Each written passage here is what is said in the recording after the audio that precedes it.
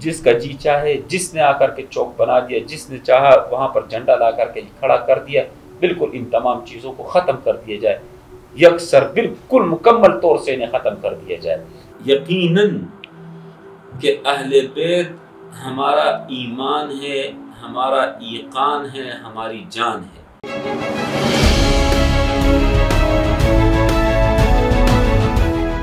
اعوذ باللہ من الشیطان الرجیم، بسم اللہ الرحمن الرحیم، نحمدہ و نصلی علی رسولہ الکریم، اما بعد۔ آج میں اپنی خوش نصیبی سمجھتا ہوں کہ میں جامعہ دارالخیر گلستان جوہر میں موجود ہوں۔ جیسا کہ نام سے ظاہر ہے، دارالخیر یہ وہ مدرسہ ہے جہاں پہ اسلام کی روح کے مطابق، اللہ کے رسول کے حکم کے مطابق ہمیشہ لوگوں کے لیے خیر کی بات ہی کی گئی ہے۔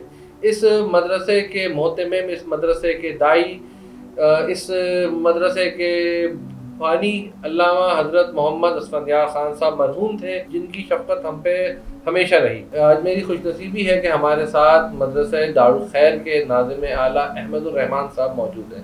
السلام علیکم۔ وعلیکم السلام۔ امید ہے آپ خیریت سے ہوں گے۔ الحمدللہ۔ احمد صاحب، یوں تو آپ کی اور آپ کے مدرسے کی اس شہر میں، اس ملک میں خیرہ قدر خدمات ہے۔ عالم اسلام کے لیے آپ کی اور آپ کے ادارے کی خدمات کسی تعارف کی محتاج نہیں۔ یہاں میں اپنے موضوع پہ آتا ہوں۔ حالیہ ہفتے کے دوران گلستان جوہر میں جو پرفیوم چوک کے نام سے منسوب ہے ایک جگہ، اس میں کچھ سالوں پہلے ایک عزادار چوک بنا دیا گیا۔ اب اسی عزادار چوک کی مناسبت سے یا اس کے کمپٹیشن میں اسی کے ساتھ ایک روڈ کے حصے پہ، یعنی ایک فٹ پاتھ پر ایک اہل بیت چوک یا خلفائے راشدین چوک بنا دیا گیا۔ اس بارے میں اپنی رائے دوں تو میری اتنی حیثیت نہیں۔ میں چاہوں گا کہ ہم علامہ صاحب کے سے ہی کوئی ایک مثبت رائے لیں۔ کیا اسلام روڈوں پہ جو ہے مینار بنا کے، چوک بنا کے، وہ بھی ناجائز زمین پہ، جہاں پہ زمین لوگوں کے گزرنے کی جگہ ہے، وہاں پہ بنا کے اس چیز کو پھر باعث اشتعال اور باعث شرنگیزی بنانا کتنا بڑا اس ملک کی سالمیت کے لیے خطرہ ہے؟ اس کو عمیر بھائی یوں کر کے دیکھ لے کہ سکندر اعظم نے اپنے بیٹے سے کہا کہ میرے بیٹے، اپنے اوپر اس بات کو لازم ہی کر لو کہ جہاں سے بھی یہ گزرو اپنا قلعہ بنانا، جس جگہ سے بھی گزرو وہاں پر اپنا قلعہ لازماً بنا لیا کرو۔ سکندر اعظم آیا اور اس پٹی سے یوں کر کے گزر کر کے وہ گیا۔ اس کے بعد اس کا بیٹا یہاں سے گزرا۔ جب بیٹا باپ کے پاس پہنچ گیا تو باپ کو بڑا خوش ہو کر کے کہنے لگا کہ ابا جی، آپ نے جو مجھے کہا تھا، الحمدللہ میں نے ہر علاقے میں اپنا ایک ایک قلعہ بنایا۔ باپ نے کہا کہ کیسا قلعہ بنایا؟ کہا کہ جی میں نے اسی پتھر اور اینٹوں کا اچھے قلعے بنائے، مورچے بنائے میں نے ہر ایک علاقے میں۔ باپ نے کہا افسوس کہ تم میری بات کو نہ سمجھے۔ قلعہ ان پتھروں اور دیواروں کو قلعہ نہیں کہا جاتا۔ قلعہ وہ ہے کہ جہاں پر لوگ تمہارے ساتھ ہو، لوگوں کو اپنے قریب لے کر کے آؤ، لوگوں کے قلعے بناؤ، کہ لوگوں کے دلوں میں تمہارے لیے ہمدردی ہو، لوگوں کے دلوں میں تمہارے لیے اخلاص ہو، لوگوں کے دلوں میں تمہارے لیے محبت ہو۔ یہ ڈنڈے اور جھنڈے کی سیاست یہ تو کوئی بات ہی نہیں۔ آپ نے ابھی جو بات کی کہ جوہر چورنگی میں وہاں پر پرفیوم چوک پر اس طرح کا معاملہ ہوا، مجھے اس پر بھی ایک ہنسی آتی ہے کہ فٹ پاتھ پر سیمنٹ کو اور بلاکوں کی ایک جگہ کو بنا کر کے ایک چوکی جیسی یوں کر کے بنا دی گئی بلاک اور سیمنٹ کے اوپر، اور اس کے اوپر چوک لکھ دیا گیا۔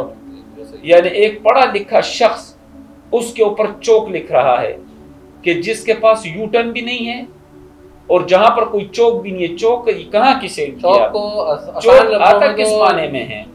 ہاں، چورنگی ٹائپ کی، چورنگی ہو، کوئی ایسی رستہ ہو، ایسا گزرگاہ ہو جس سے چاروں طرف آنے جانے کے راستے۔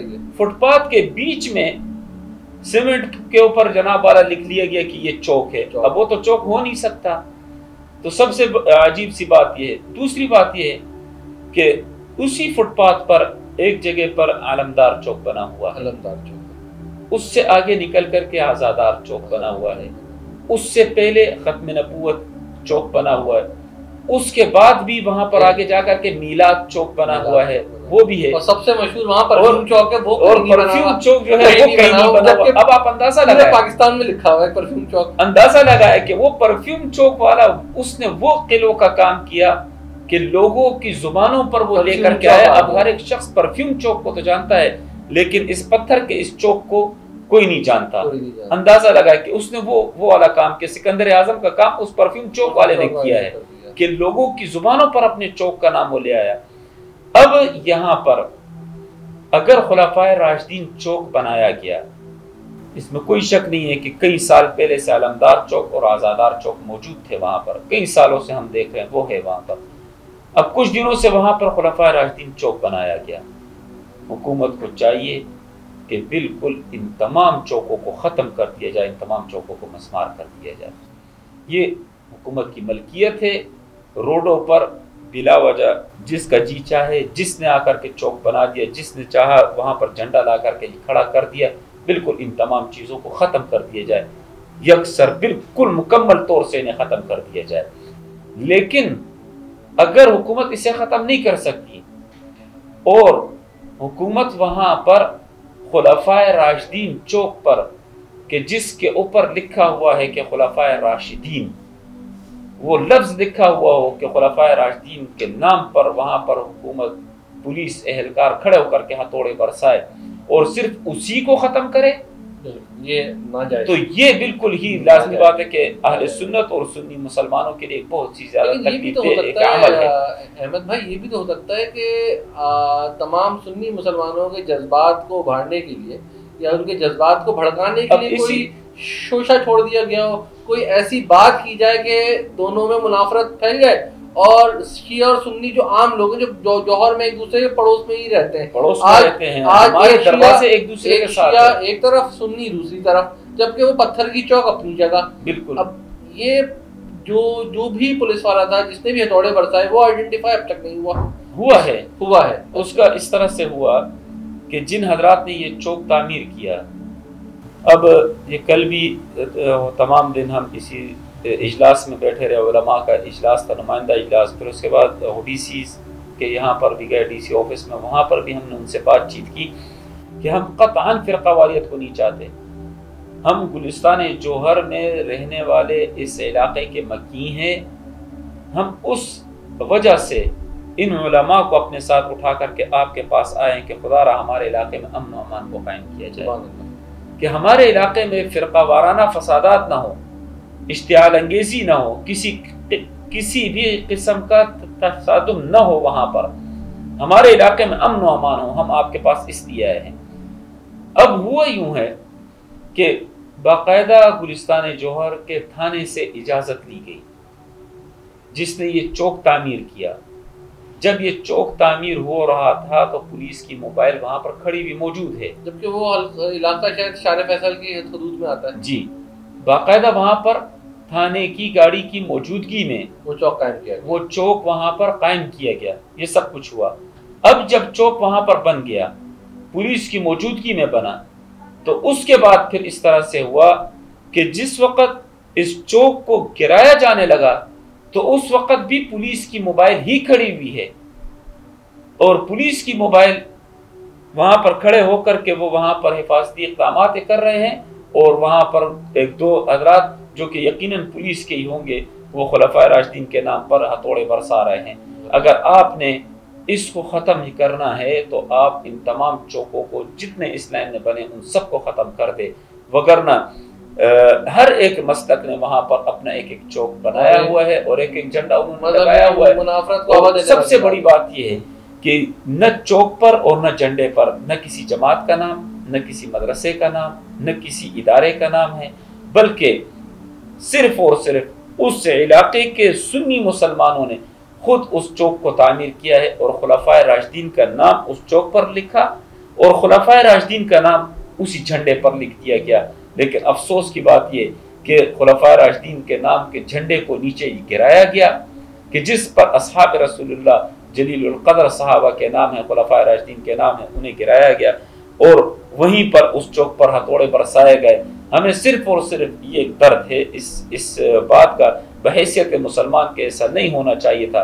وہیں پر ہم حکومت سے بھی رات کو بھی یہی مطالبہ ہم کرتے رہے کہ ہم اس علاقے کے مکین ہیں، لہٰذا ہم قطعا نہیں چاہتے کہ ہمارے علاقے میں کسی جھنڈے کی وجہ سے، کسی چوک کی وجہ سے اشتعال انگیزی ہو، فرقہ واریت کو ہوا لگے اور آگ لگے، گولیاں برسے اور ہمارے علاقے میں بد امنی ہو۔ لہٰذا ہم یہ قطعاً یہ گوارہ نہیں کرتے۔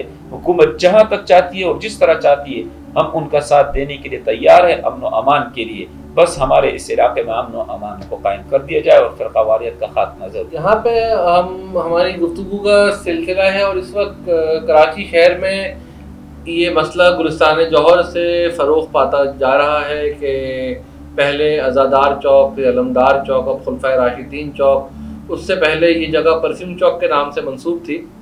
تو پرفیوم چوک تو ان تمام دیگر معاملے میں غائب ہوتا ہوا ہمیں نظر آ رہا ہے، جیسا کہ علامہ صاحب نے بات کی کہ پرفیوم چوک والے نے ایک ثبوت دیا تھا یکجہتی کا کہ لوگوں کو اپنے احساس سے، اپنے عمل سے، اپنے کردار سے اکٹھا کیا، اور ہم جو مذہبی جماعتوں کے نمائندے ہیں وہ ایک دوسرے سے اختلاف برپا کرتے ہوئے ایک دوسرے کے خلاف جا رہے ہیں، جبکہ سنی کا دروازہ شیعہ کے ساتھ ملا ہوا ہے، دونوں ایک ہی محلے میں رہتے ہیں، ایک ہی دکان سے خریداری کرتے ہیں، ایک ہی آب و ہوا میں رہتے ہیں، تو آپس میں اختلاف کیسا؟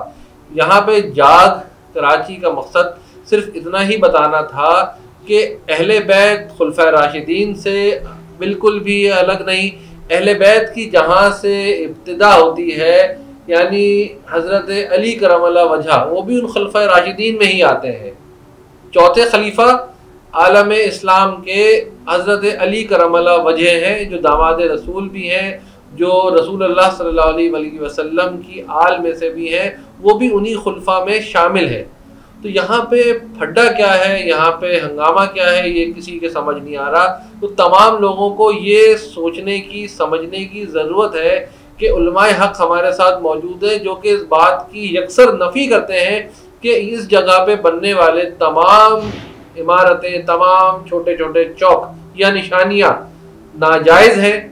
حکومت وقت کو چاہیے کہ ابھی اتنا وقت نہیں گزرا، ابھی بھی حالات کنٹرول میں آ سکتے ہیں، ایک دفعہ ایکشن لیا جائے اور تمام کے تمام چوکوں کو، اس سے پہلے کہ فساد بڑھے، یہاں پہ گولیاں چلے، یہاں پہ مذہبی منافرت کے نام پہ خون ریزیاں ہوں، چونکہ کراچی شہر اب اس چیز کا متحمل ہو ہی نہیں سکتا، کیونکہ کراچی شہر میں ایک طویل عرصے سے ہم نے کبھی شیعہ سنی کا فساد ہی نہیں دیکھا، جو کہ صرف اور صرف علماء حق کے بیان کی بدولت ہے۔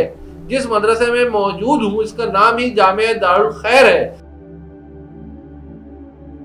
آواز بلند کی ہے جاگ کراچی جاگ نے، بالکل ہم اس آواز میں ان کے ساتھ شریک ہیں، اور ہم جہاں پر انشاءاللہ ضرورت پڑے گی ہم وہاں پر آپ حضرات کے ساتھ کھڑے رہیں گے اور کراچی کے حقوق کی بات کرتے رہیں گے، تاکہ یہ تمام کا تمام جتنے بھی حالات اس وقت کراچی شہر جو کہ بالکل حالیہ بارشوں میں تباہ ہو چکا، ہم یہ چاہتے ہیں کہ کراچی ایک مرتبہ پھر بہترین شہروں میں سے ایک شہر کا جو شمار ہے اس میں کراچی شہر کا بھی شمار ہو، اور چونکہ یہاں پر باصلاحیت لوگ ہیں ان سے وہ کام لیا جائے۔ اللہ رب العزت سے دعا ہے کہ اللہ پاک اسے کامیابی اور کامرانی سے نوازے، اور صحیح معنوں میں ان کو آئین اور قانون کی پاسداری کرتے ہوئے جہاں تک ہو سکے کراچی شہر کے لیے آواز اٹھانے کی توفیق عطا فرمائے۔ جزاکم اللہ خیر۔ بہت بہت شکریہ۔